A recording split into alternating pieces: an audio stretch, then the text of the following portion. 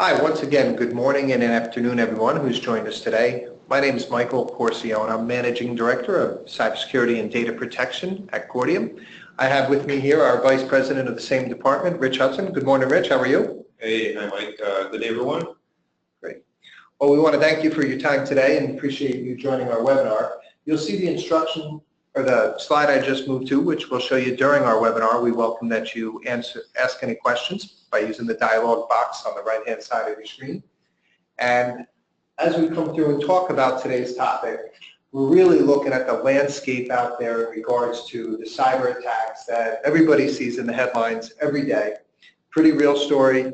Everybody, I'm sure, is aware of the WannaCry virus that came out about a month ago and what that has really caused with a lot of organizations falling to victims of ransomware, which has been looking to try to hold hostage firm files by encrypting them and demanding some form of ransom, some monetary reward. There's also some other areas where it will affect from a business continuity perspective. But I think the message really with this, Rich, is that it's widespread. They're out there quite a bit. A couple 100,000 machines affected, over 150 countries.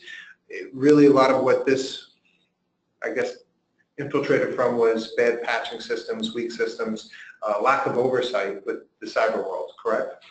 Yeah, and definitely some firms still think it won't happen to them. So a lot of the controls that you would believe are in place are not. So this just helps to reveal that there's a huge problem globally where many computers and systems are still vulnerable to cyber attacks. And so where the message really comes to is the oversight, and where you're a private equity firm and you own multiple companies. And so we know, and from my experience of over 20 years working with private equity firms, usually at the time of the deal, there's always a view of people, process, and technology. So you're doing due diligence, you're getting an understanding of where the company's posture and capabilities are in certain areas. But the challenge I've seen with private equity firms, especially as the cyber risk has increased so much within every organization, is really getting an understanding of what is the ongoing effort after the deal by that organization to maintain their cyber controls and to make sure they're safe. And so what firms are really challenged with is get an understanding of what's going on at these organizations.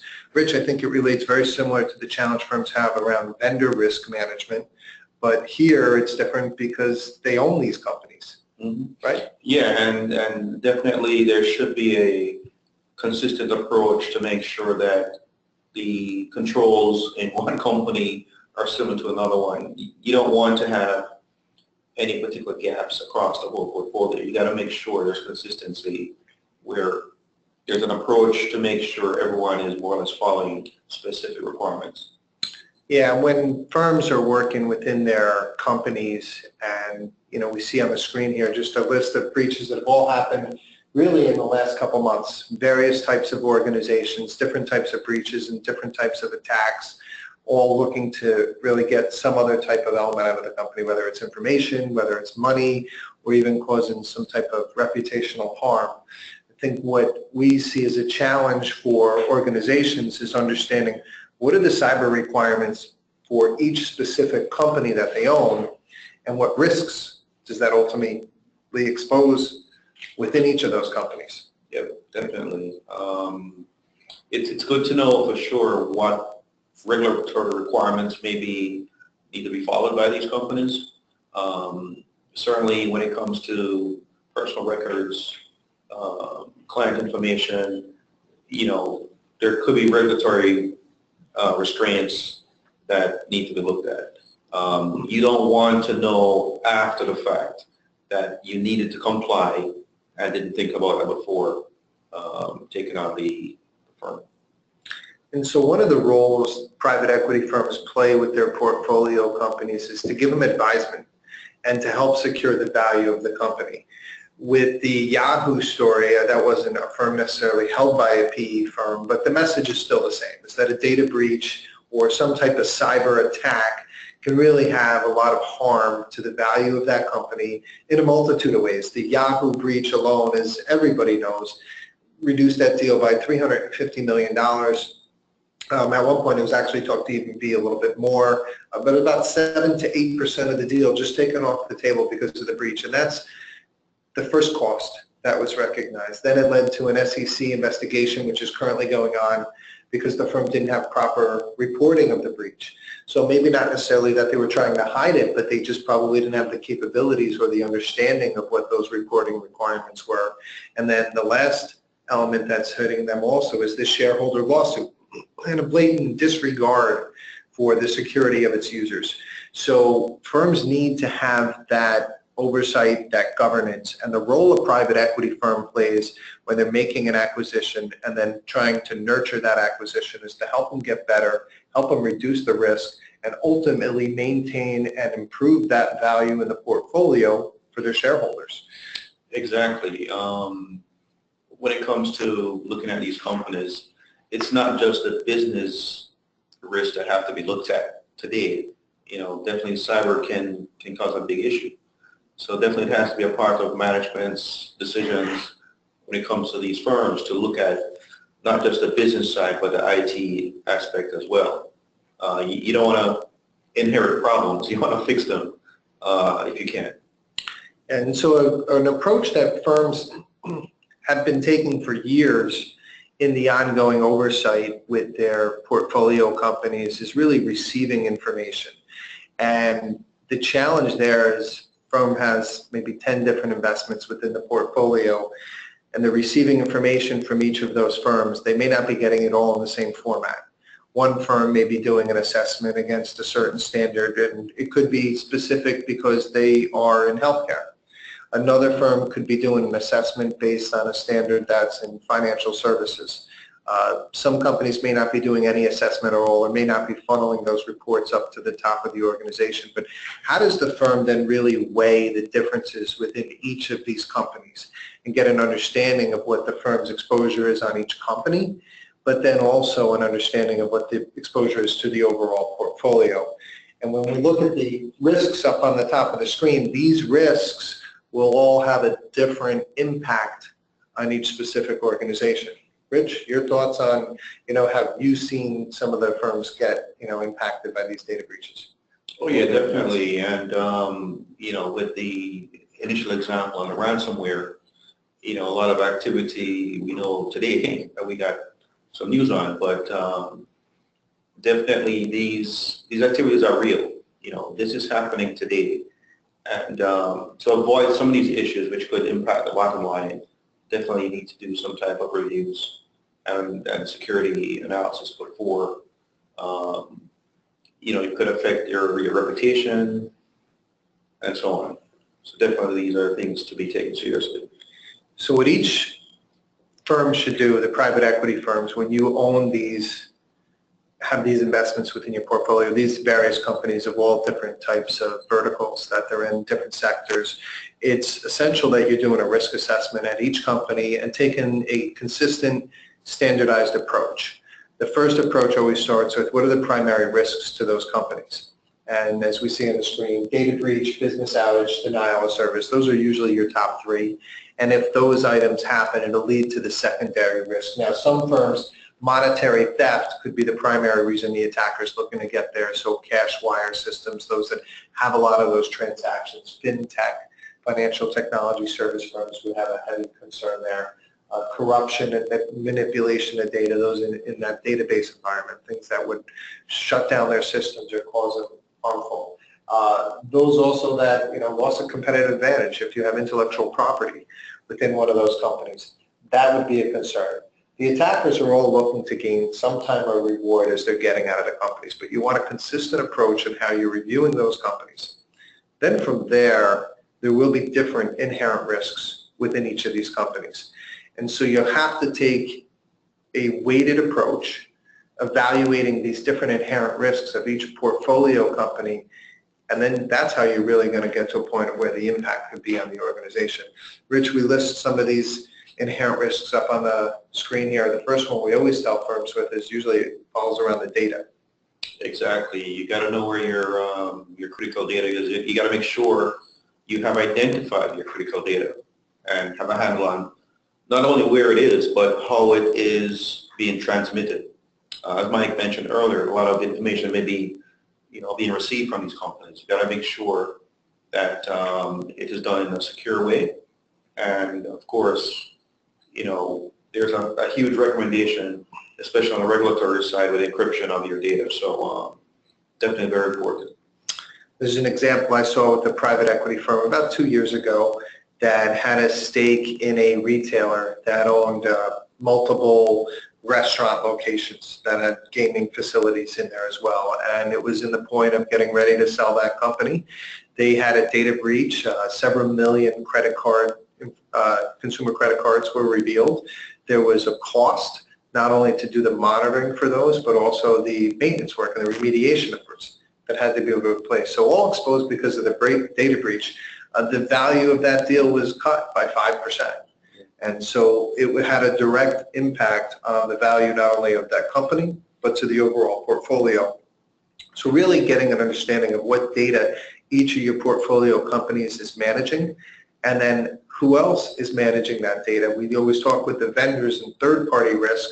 Well, when you're looking at your portfolio companies, you have to understand their third-party risks. Exactly. And, on the slide we have geographic location.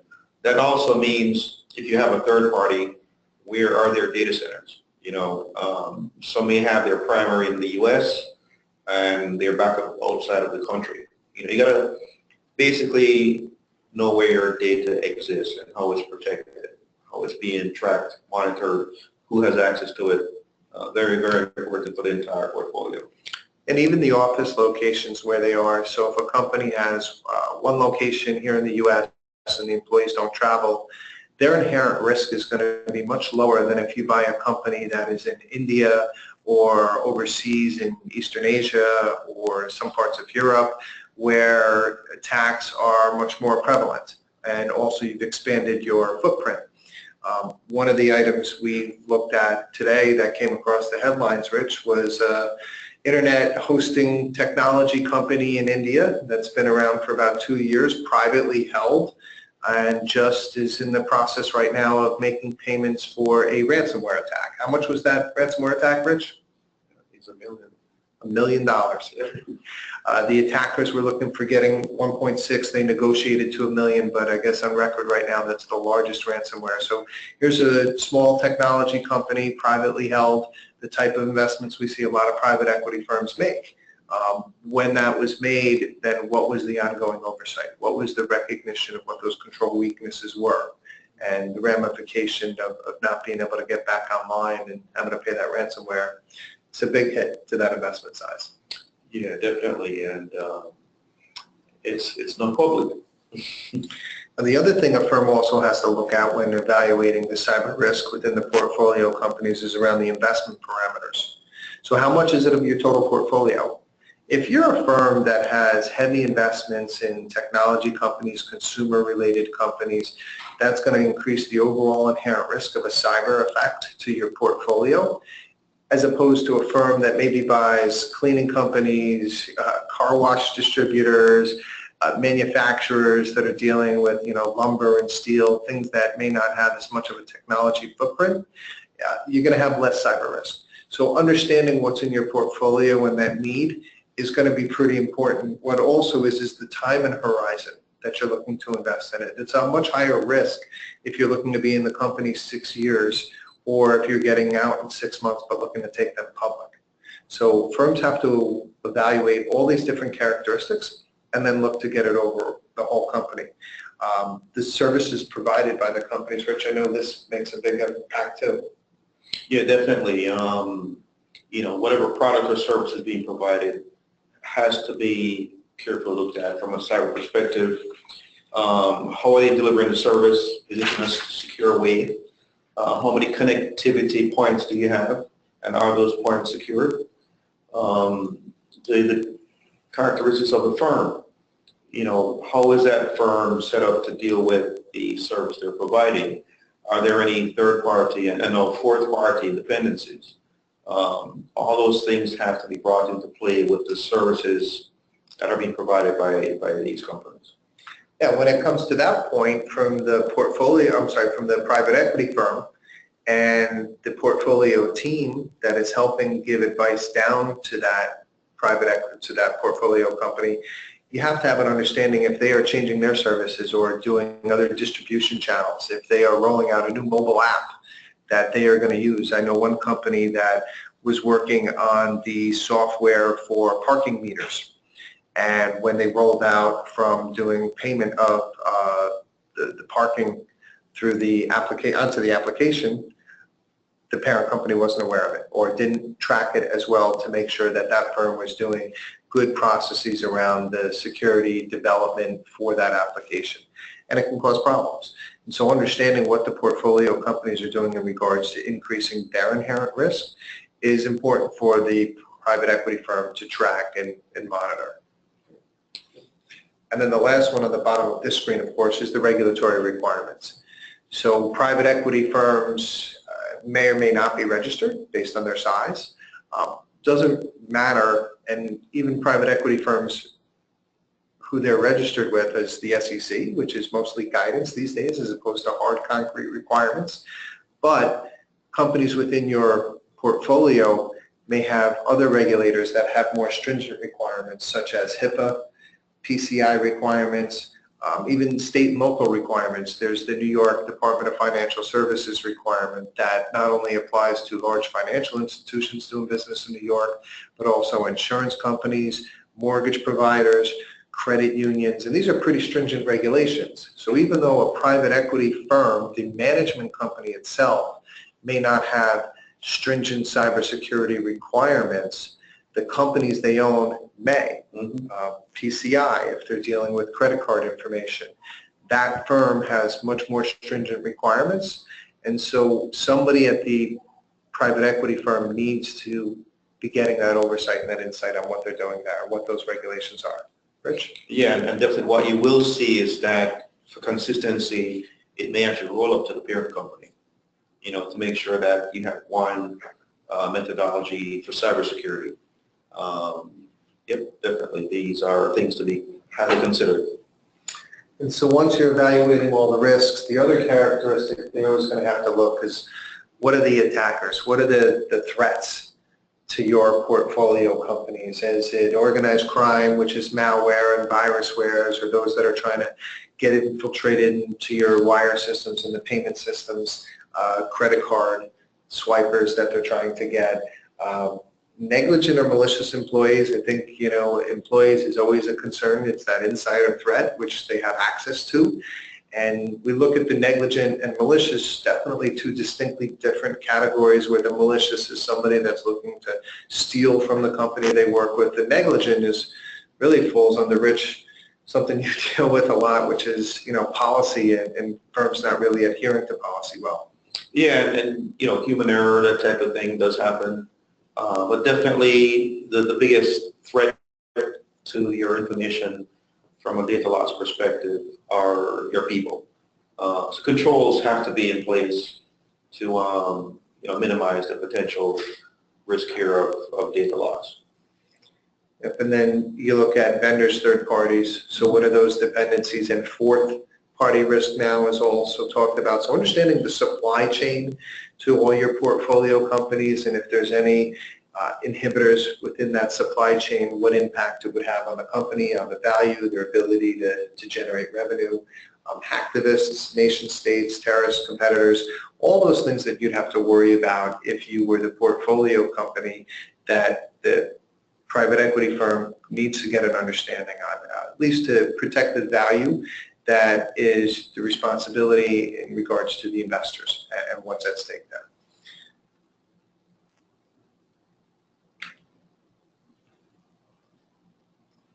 So when it comes to what should the firms do now, what approach has to be taken, what would you want to have as a takeaway from this call?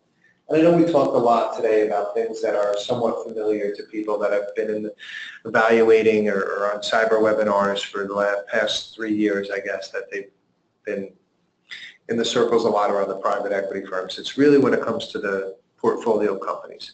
Your management company is one area, but now it's the portfolio companies. And what I've seen in a lot of organizations, larger private equity firms that really started on this effort about a year and a half ago, taking a real deep look into understanding the overall cyber risk, is leverage a resource internally or externally.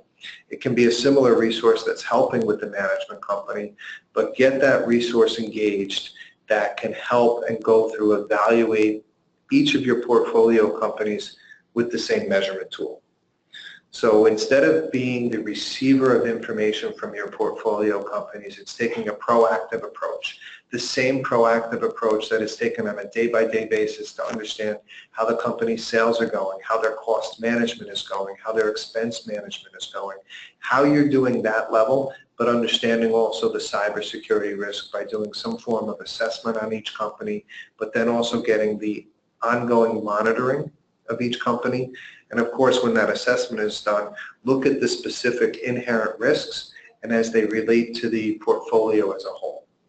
Rich, I know when we talk many times about looking at the company and their connection types and what leads to their inherent risk, the policies that also lead to the maturity of their controls.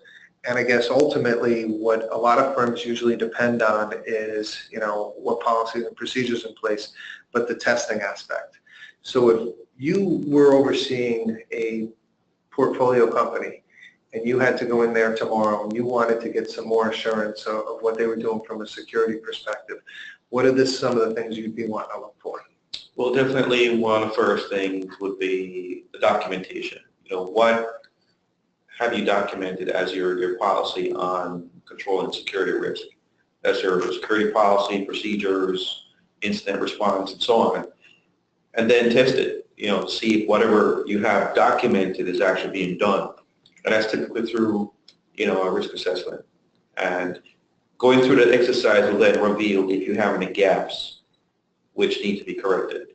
And then that will be presented to management to decide what next to do. But certainly, even from a regulatory perspective, they will ask first for the documentation.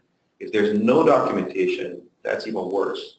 So definitely looking at the documentation, checking and assessing that what is in writing is actually being done in actuality. And if not, then look at the gaps and determine what needs to be addressed and what may need to be accepted. So that definitely is something that needs to be done across the entire portfolio. That way you can see if there's consistency or if you have gaps that need to be corrected. And I guess a good point you bring up there, Rich, is assessing if what says they need to be done is being done. And it gets to understanding beyond the check the box exercise. I had a call, I was on with a client yesterday and basically said, I send out a questionnaire, I get it back, and they fill all the boxes in, and I think I'm pretty good. We went on to explain that really you need to get more type of evidence of what's being done than just the boxes. You need somebody on your side that has the ability to understand the responses they gave, but then also seeing some evidence that those items are being done. And that leads to SOC 2 type reports, or traditionally called SSA 16s, security attestation reports.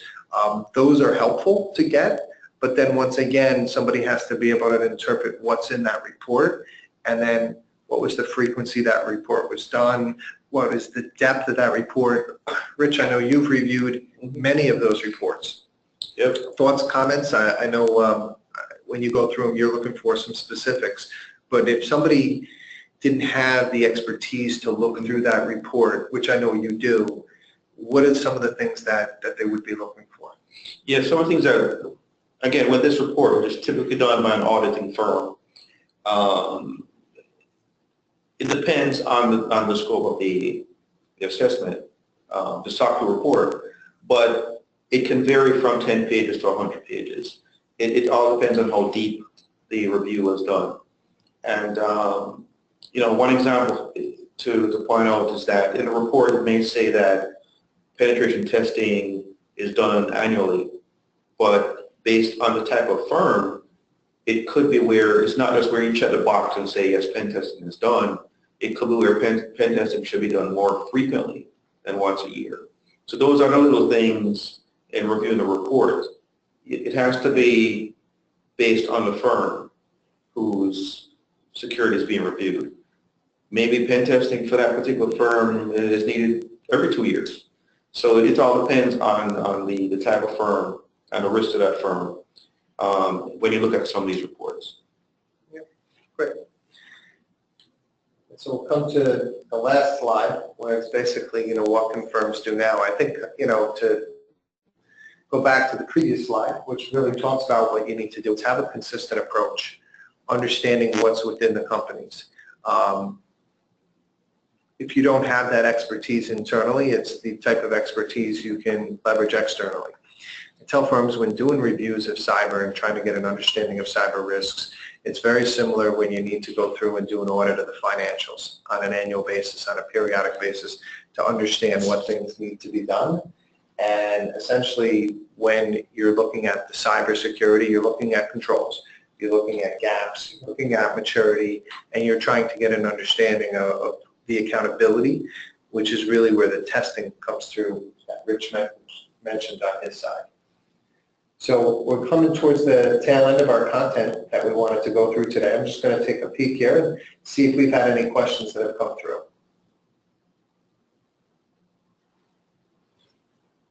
Yeah, looks like we have one that came through. So can I give examples of ways to monitor cyber risks for your portfolio? I understand. Oh, sure. So what's the how? So a couple things.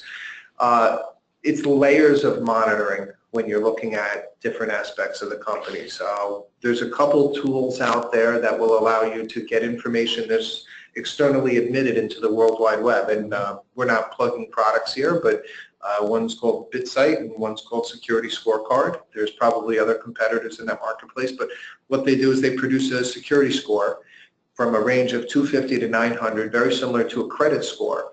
It can look at a company, you input their domain name, so if you did accordium.com, and it would give a score based on information that's tied to that domain name that's publicly emitted into the World Wide Web.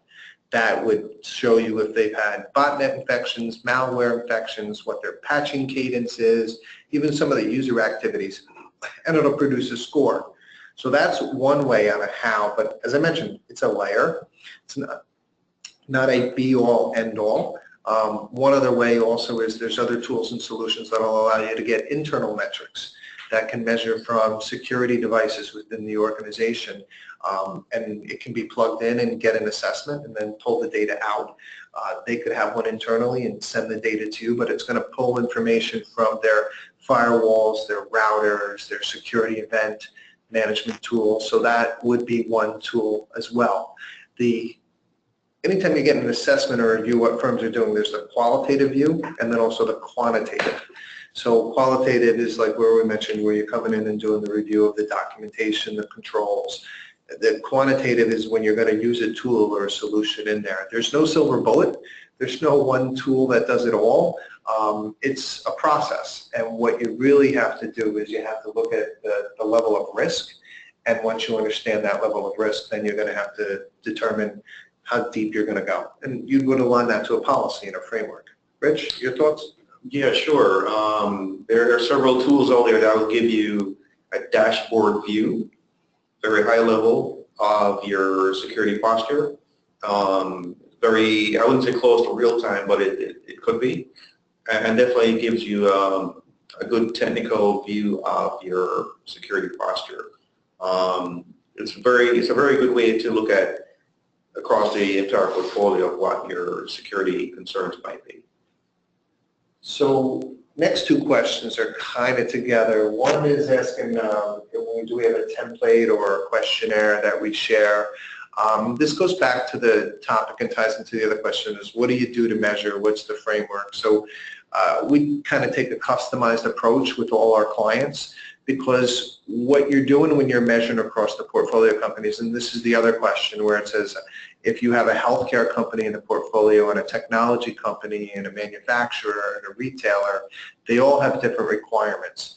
And so if in different regulatory requirements. So how am I going to do the view of somebody that has PCI requirements, somebody that has SEC requirements, somebody that maybe has NYDFS requirements and get a common lens? You want to do a mapping to a master framework, and everybody in the industry right now follows NIST. And so you can take and get the reports, the assessment on each of these companies. First, you do things that all align to NIST and look at their basic domain categories across each other's.